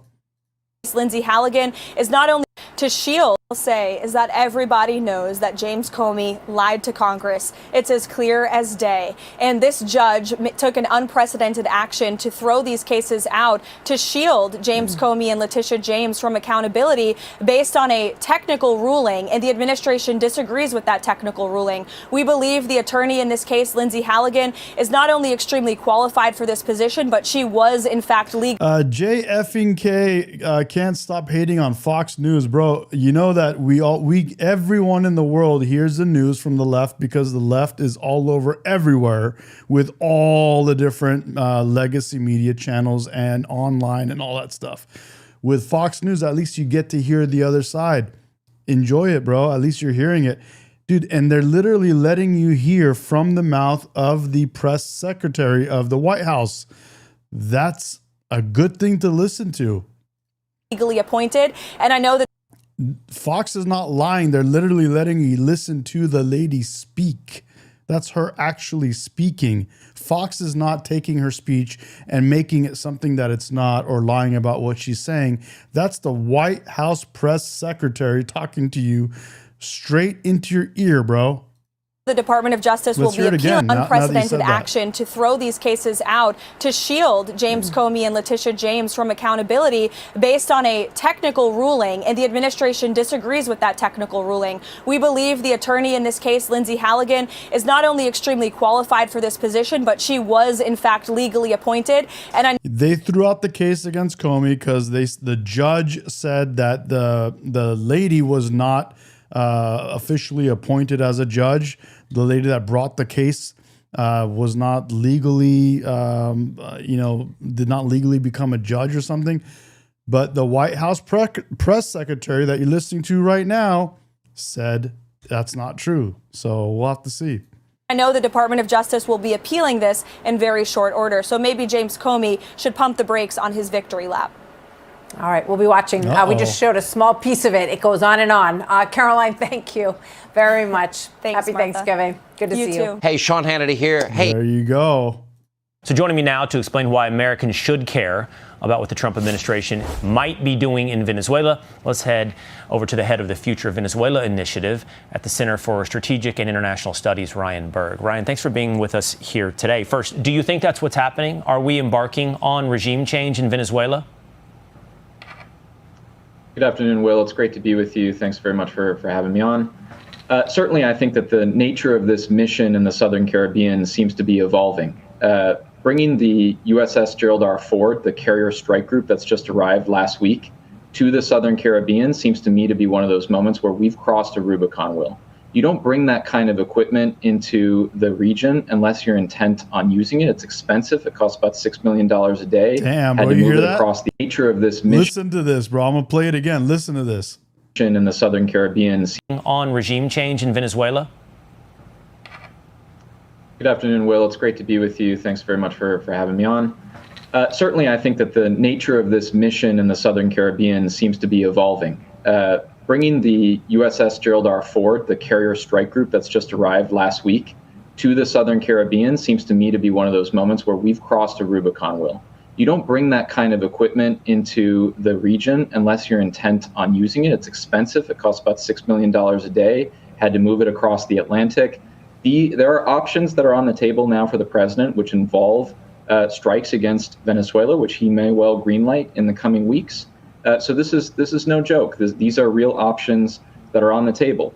That said, Will, I will say that I think the president is trying to do this in a way that is as bloodless and as easy as possible. He says he has something that he wants to talk to Maduro about. I imagine that's the moment, Will, for the ultimatum. Now is your time to go. You can negotiate your exit, and that's your option. Random says, next time we listen to the press secretary, play it from a CNN clip. Be happy to, except CNN almost never plays our press secretary. Right, and if they do, they give you little bits and pieces, and they don't tell you the full story.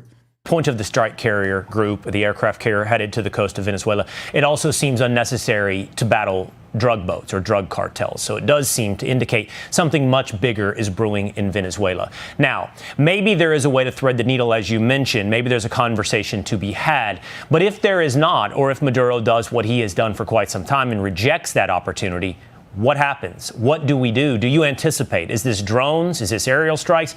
Is this troops on the ground in Venezuela?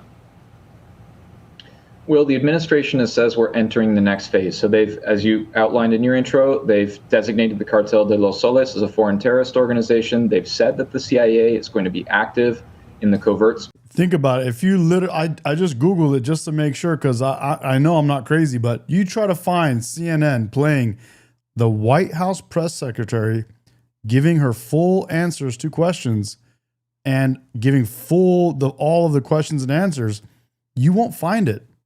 You literally will not find it. The only thing I can find on CNN is their own reporter in some kind of a gotcha towards the press secretary. That's literally it. Try finding it yourself. I dare you. Space, conducting psychological operations. as well. There were news stories rather about potential leaflet droppings that could be coming soon. But if these things fail to dislodge Maduro, there's a real chance here that the United States will greenlight strikes against targets in Venezuela. And the question at that point will be, are these targets that are purely aimed at some of those criminal organizations that we know operate out of Venezuela, or are they targets at the nexus of the state-criminal relationship, which we also know exists in Venezuela? If they're the latter targets, those are the types of targets that have a real chance at creating. All right, so we know that there's something there. We moved a lot of equipment around, and so that's why right now shit is getting serious with Venezuela. So put your seatbelts on. We'll see what happens here soon. Now the peace president's giving Democrats a path to a ceasefire. Liberals can follow Mondani's lead or let the TDS metastasize. Hitler didn't start with camps. He started with Make Germany Great Again slogans, banning books, bullying the press, blaming immigrants. I want to say that the United States is not America. America includes Canada, Mexico, numerous other countries in Central America, the Caribbean, Costa Rica, Cuba, Haiti, and Jamaica. So these are American people. Instead of calling her a lunatic, which we could, we're going to find the middle ground. Haiti, we don't want. Canada, we'll take. And if we need to take Canada by force, so be it. We'll never lose another Winter Olympics. But the seditious six told our troops to revolt against the president. There's just one problem. Everything they're fighting against is imaginary. Dude, I truly think Canada wants to be one of the United States. We wanted to start a conversation, and we did. And you know how it is, bro. You know how they, when they really like you, they start off talking shit to you a little bit. About the dangerous rhetoric this president is using and the threats that he's made to use our military in an unlawful way. Specifically what? Well, send troops into Chicago, send troops into polling stations, kill terrorists' families, arrest and execute members of Congress. We wanted to start a conversation, not a coup. They planted the seeds for a revolution. W. Boo Boo Bro says, we don't lose arguments with our kids. Someone has to be the adult in the room. But these rebels don't have a cause. Do you believe President Trump has issued any illegal orders? If someone says no Canada, that's Josh says no Canada. That's another 45 million Democrat voters. I get it, man. They're super woke. But I think if we do Canada, we're going to have to do something to offset it. So maybe, I don't know, we would have to make some adjustments somewhere with the Electoral College. To my knowledge, I am not aware of things that are illegal.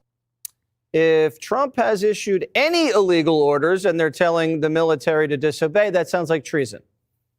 These spooks put out a propaganda video, but their handlers never briefed them on the details, so they're bombing the interviews. This is just another hoax straight out of the CIA playbook, designed to destabilize the administration and sow distrust within the military. And they couldn't even point out a single illegal order. They had to pluck it from Hollywood. If you look at popular culture, there's you watch, A Few Good Men. We have plenty of examples since World War II in Vietnam. Do you guys get what they're saying in these interviews? They're being asked. They said they gave a whole ass video about if there's illegal orders, you don't have to follow illegal orders. And when asked about which orders are illegal, they could not specify a single one, and now they're referencing a movie. It's crazy. It just blows my mind how dumb these idiots are. Where people were told to follow illegal orders, and they did it, and they were prosecuted for it. So a former CIA analyst cobbled together a congressional crew of ex-military and told guys with guns to resist because she watched a Tom Cruise movie? Come on. It's not a coincidence that all of them have military or national security experience. All right, let's go. I want to watch this. This was an old debate. It's 8 p.m. I want to watch this before we call it a And I want night. to talk about taxes. The fundamental difference between the two of you concerns the wealthy. Secretary Clinton, you're calling for a tax increase in the wealthiest Americans. I'd like you to further defend that. And Mr. Trump, you're calling for tax cuts for the wealthy. I'd like you to defend that. And this next 2-minute answer goes to you, Mr. Trump. Well, I'm really calling for major jobs because the wealthy are going to create tremendous jobs. They're going to expand their companies. They're going to do a tremendous job. I'm getting rid of the carried interest provision. And if you really look, it's not a tax. It's really not a great thing for the wealthy. It's a great thing for the middle class. It's a great thing for companies to expand.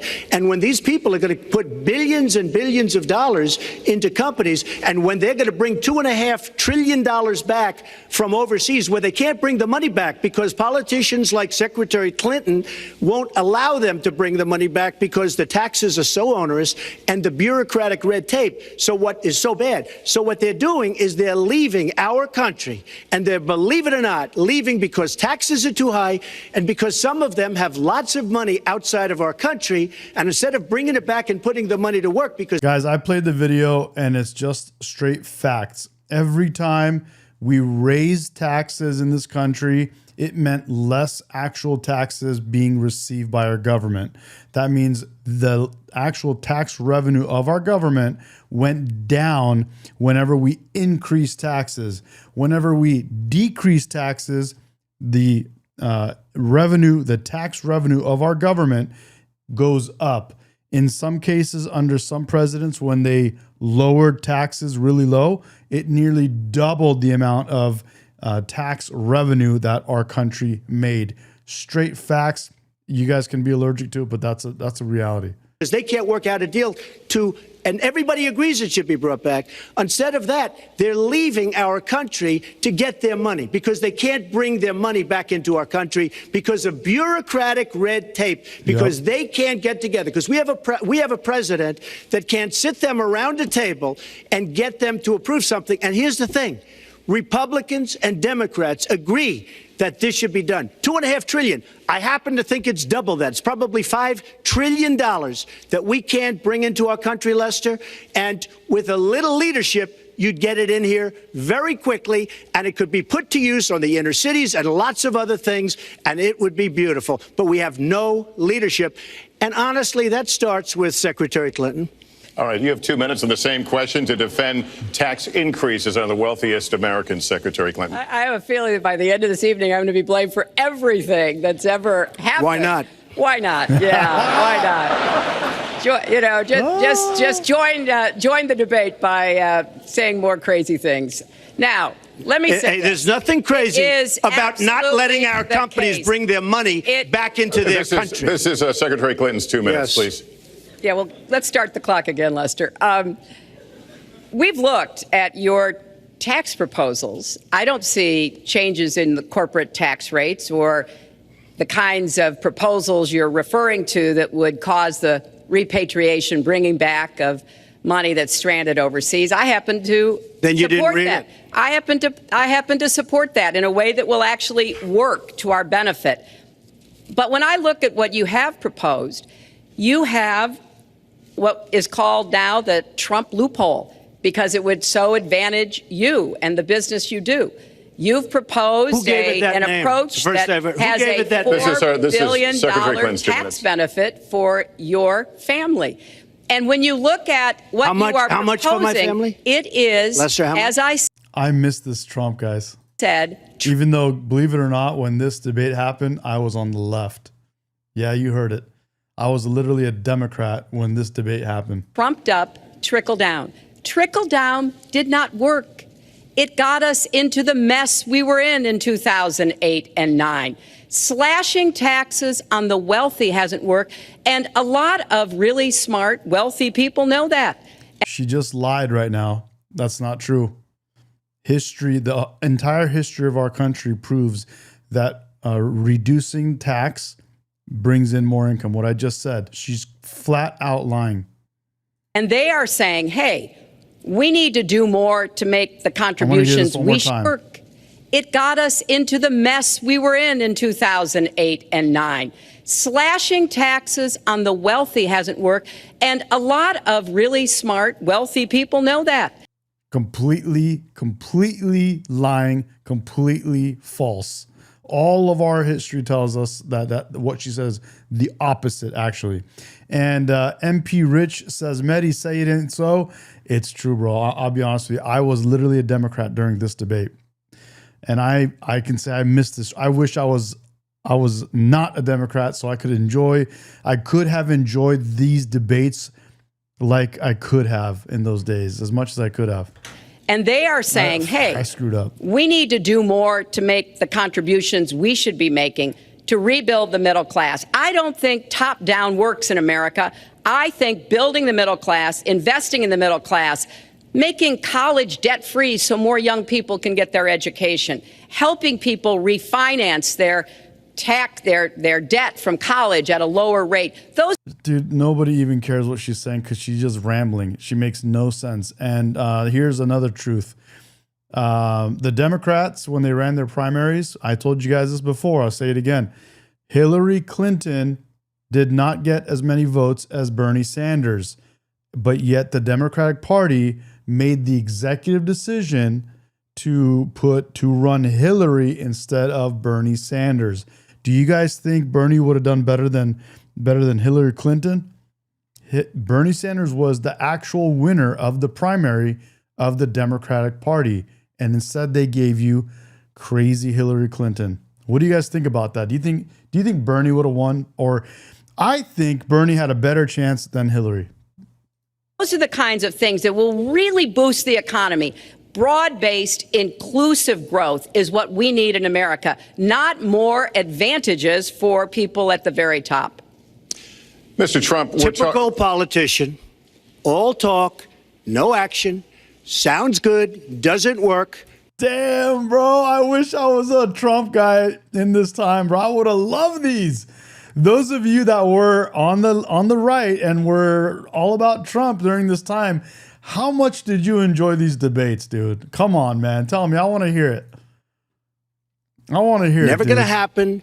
Our country is suffering because people like Secretary Clinton have made such bad decisions in terms of our jobs and in terms of what's going on. Now, look, we have the worst revival of an economy since the Great Depression. And believe me, we're in a bubble right now.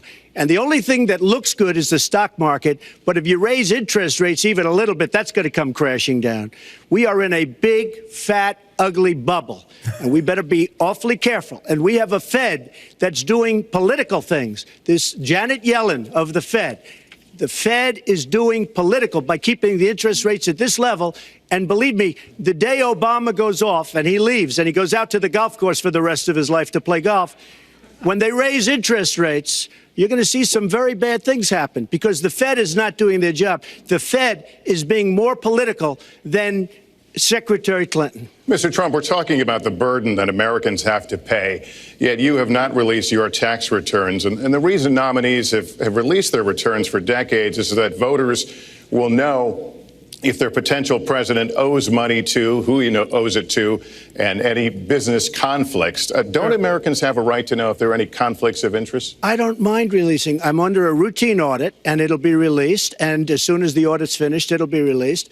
But you will learn more about Donald Trump by going down to the federal elections, where I filed a 104-page, essentially financial statement of sorts, the forms that they have.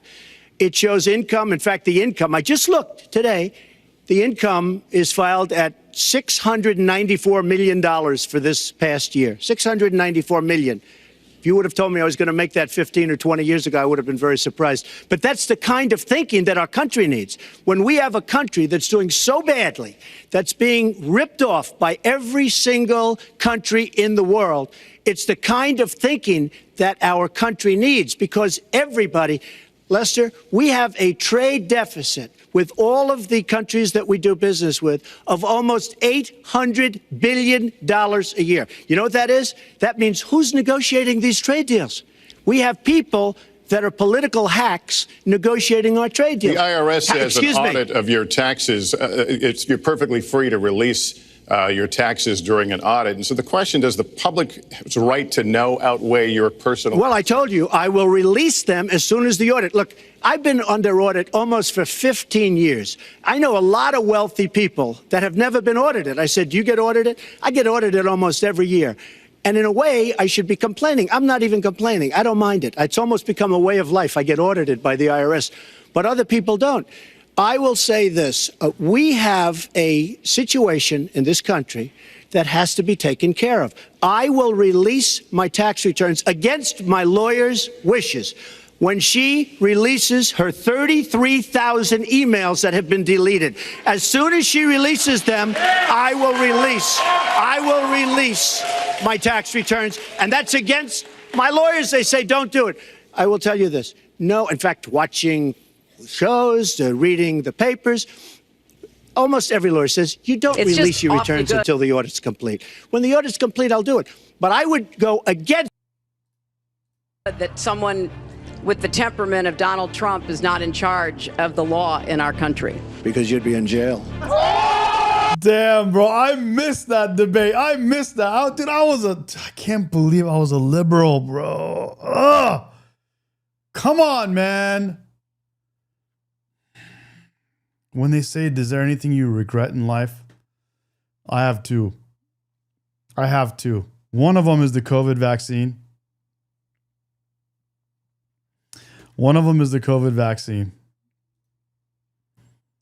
And the other one is being a liberal.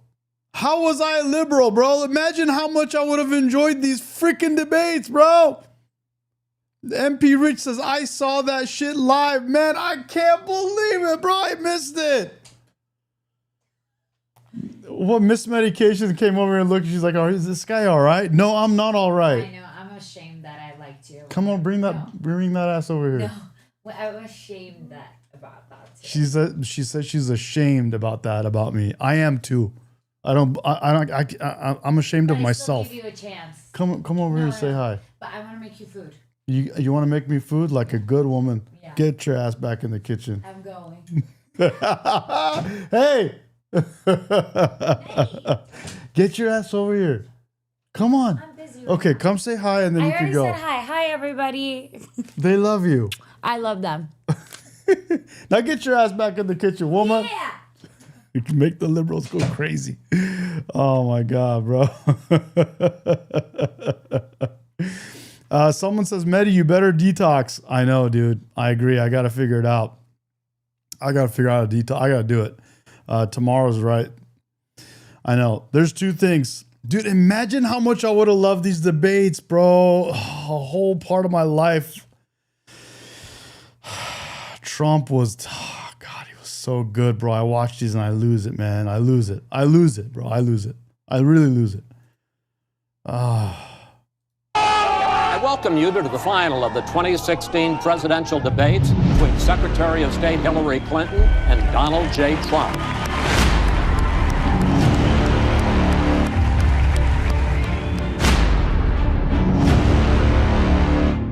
Well, I have much better judgment than she does. There's no question about that. I also have a much better temperament than she has. You know? He owes our country an apology, and he needs to take responsibility for his actions and his words. But when you talk about apology, I think the one that you should really be apologizing for are the 33,000 emails that you deleted. These cyber attacks come from... God, I missed this, bro. Imagine how much I would have loved that. Imagine, bro.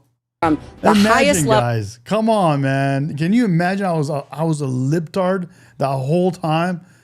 Oh, God, I can't believe it. Levels of the Kremlin. She has no idea whether it's Russia, China, or anybody else. I am not quoting myself. No idea. I am. Yeah, he'd rather believe Vladimir Putin. She doesn't like Putin because Putin has outsmarted her at every step of the way. Putin, from everything I see, has no respect for this person. Well, that's because he'd rather have a puppet as president of the United States. No puppet. And it's pretty clear. You're the puppet. It's after a year-long investigation. There is no evidence. I have not read that book. I've read a lot of books, and I'm going to keep reading a lot more books, but I have not read his book, Art of the Deal. Is that a book I should read? Like, is it actually that good? that anyone hacked the server I was using. And there is no evidence that any classified material ended up in the wrong hands. For you to say that there was nothing wrong with you deleting 39,000 emails, again, you should be ashamed of yourself. It's just not true. And so I don't know. I just wasn't sure if he actually wrote the book and like did somebody else write it for him and he was just doing a book to make money. I don't know. Is it you think it's a legit good book to buy and read? Please you go didn't delete them? Allow her to respond, please. Personal emails, not official. 33,000? Not. Please allow her to respond. She didn't talk while you talked. Yes, that's true. I didn't. Because you I have didn't nothing in to the say. first debate. Because you have nothing to say. Damn, bro. And I'm going to try not to in this debate because I'd like to get to the questions. And get off this question. Broad-based, inclusive growth is what we need in America, not more advantages for people at the very top. Mr. Trump, Typical politician, all talk, no action, sounds good, doesn't work, never going to happen. Our country is suffering because people like Secretary Clinton have made such bad decisions. Donald has bought Chinese steel and aluminum. W Min, bro. Hell yeah. Good to have. I'm glad that happened. I'm glad Mr. Min was able to kind of sway you. That was good. What is this? Notice this. When Trump was a Democrat, they all said he is the best guy you could ever meet. But when he became Republican, they said he is a fascist or he is a king. Yeah, exactly, bro. You're exactly right. Epic is correct on that. In fact, the Trump hotel right here in Las Vegas was made with Chinese steel. If you say that I use steel or I use something else, I make it impossible for me to do that. She's been doing this for 30 years. Why the hell didn't you do it over the last 15, 20 years? You were very much involved. Excuse me, my turn. The problem is you talk, but you don't get anything done. It's so good, guys. It makes me crazy when I watch these, but I can't stop. I love it, bro. You talk. Kind of assumed that there would be a lot of these charges and claims. And so facts. We have go to her website. She tells you how to fight ISIS on her website. I don't think General Douglas MacArthur would like that too much. The next segment, we're continuing. Eric says, Medi, you need to play more Scott Jennings on here. I love Scott Jennings, bro. He is good, bro. And he started his own kind of like a radio show, to be honest. At least I have a plan to fight ISIS. No, you're telling the enemy everything you want to do. No, we're not. See, you're telling the enemy everything you want to do. No wonder you've been fighting. No wonder you've been fighting ISIS your entire adult life. Damn, bro. Damn. Dude straight skewered her, bro. He straight skewered her. That was nuts. Put forth a plan to defeat ISIS. It does involve going after them online. I think we need to do much more with our tech companies to Social Security, payroll contribution will go up, as will Donald's, assuming he can't figure out how to get out of it. The Social Such a Security nasty Trust woman. Fund. Donald supported the invasion of Iraq. Wrong. That is absolutely wrong. Proved over and over again. Wrong. What makes your judgment? I did not support No, I didn't know she was involved in that. the war in Iraq. 2002. That is a mainstream media nonsense put out by her. Because she, frankly, I think the best person in her campaign is mainstream media. Everything he just literally mainstream media said is absolutely false, but I'm not surprised. Really? It's just awfully good that someone with the temperament of Donald Trump is not in charge of the law in our country. Because you'd be in jail. Secretary Clinton. What will you do? Because you'd be in jail. That dude, God, bro. He was so good, bro. He's quick, dude. And the guy's still quick. He's still quick. He's not the same self. He's not the same guy, but he's still quick, man.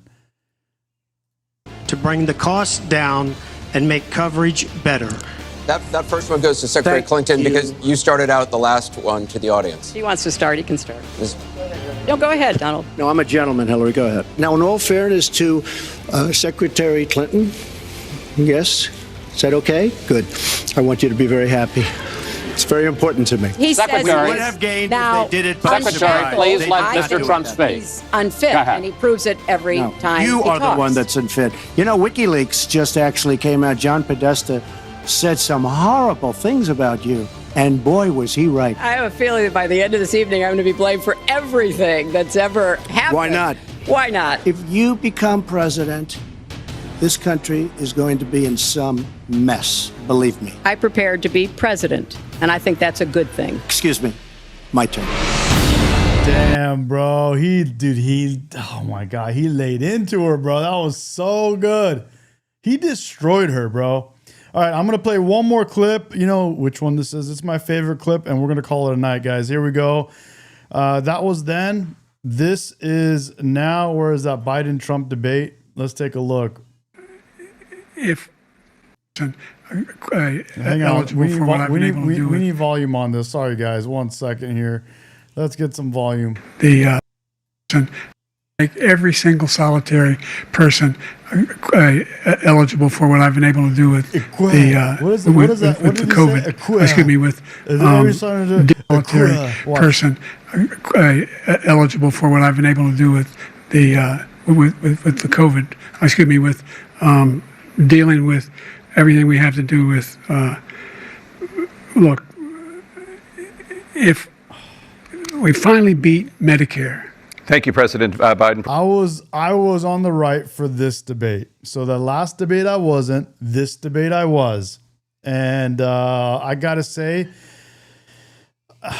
it was kind of sad to see. This was sad for me to. It was because it's my country, bro, and this guy Biden on the right is running our country, and it was honestly like I wanted the death rattle exactly.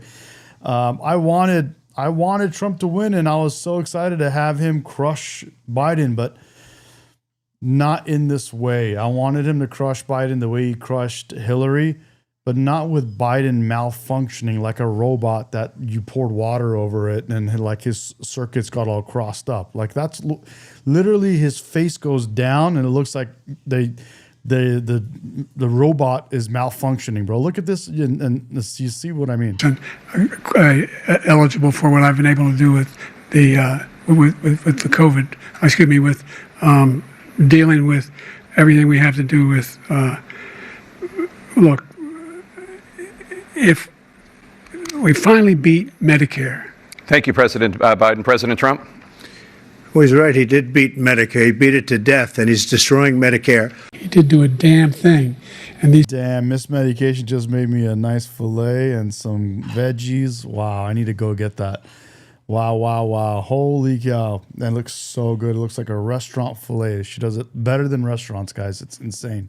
People should be in jail. Did you see how his head went down like a robot malfunctioning and like kind of like going down? Dude, I did not want him to win like this. I wanted him to win like a bulldog, and it just bugs me, man. But it's all good. At least we won, dude.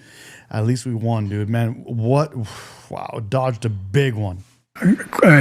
Eligible for what I've been able to do with the with the COVID. Excuse me, with look, it goes down. Dealing with everything we have to do with. Look, if we finally beat Medicare. Thank you, President Biden. President Trump.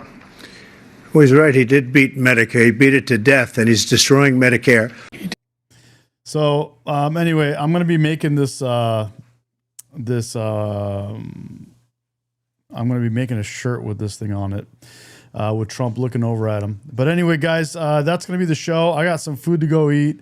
And that was fun. That was a great show. Appreciate you guys. We had a fabulous showing tonight. 175,000 views. That was awesome. Appreciate you guys. Thank you for subscribing. And I'm going to get going. Got some food. Mismedication's calling my name. Love you guys. Thank you again. And I'll see you guys later. Goodbye.